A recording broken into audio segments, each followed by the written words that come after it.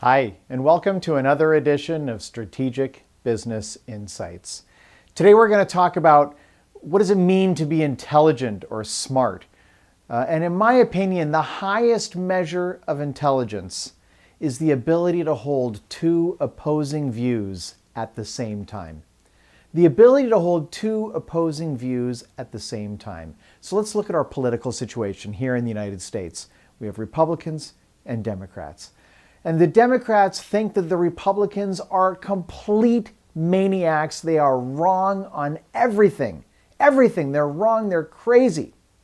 Meanwhile, the Republicans think exactly the same thing about the Democrats. The truth is that there are very intelligent, well-educated, thoughtful people on both sides who both love this country, America, but they have different beliefs of how this country should evolve. But are they stupid? Are they crazy? No, absolutely not. So if you're a Republican, can you understand the Democratic perspective? I'm not saying agree with. There's a critical distinction, and people confuse these all the time. They don't want to hear the argument. They don't want to understand the argument because they believe that understanding the argument means that they agree with the argument. That is not true. It's not true, right? Those are two very different things. You can understand an argument, or you can, and you can agree with it, or you can disagree with it. Understanding it is entirely independent. To understand the motivation behind those people, what are they thinking, right? What is the rationale behind their argument? If you're a Democrat, I encourage you to listen to some of these pundits on the right, like Rush Limbaugh or Michael Savage or whoever. Watch Fox News, okay? And understand, what are these people saying? What is their argument? They're not stupid people. They agree with different things than you do.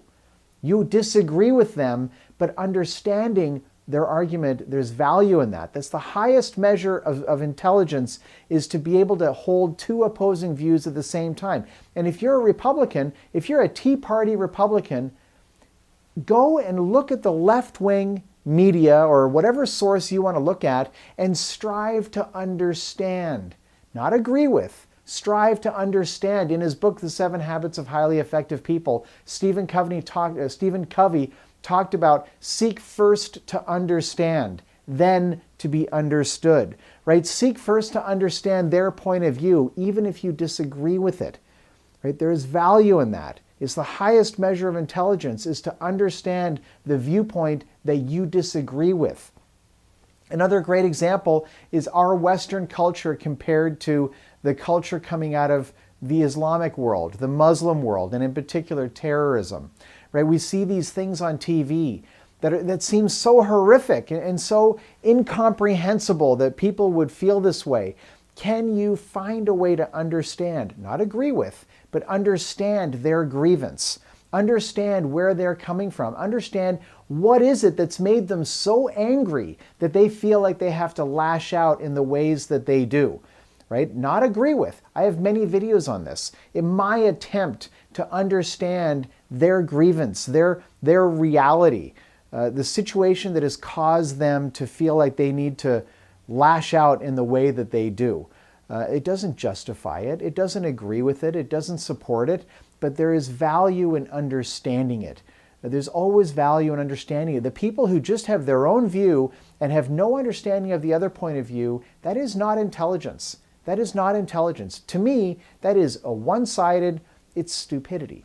I mean, that's a harsh word, but it's true. I don't respect people who just have one point of view and they will yell and scream and argue that one point of view and clearly have no understanding of the opposite points of view. And sadly, our world is promoting these one-sided extremist viewpoints. And Rush Limbaugh and Michael Savage are good examples. On the internet, it's the extreme voices that get heard on both sides, not just the right, but on the left as well.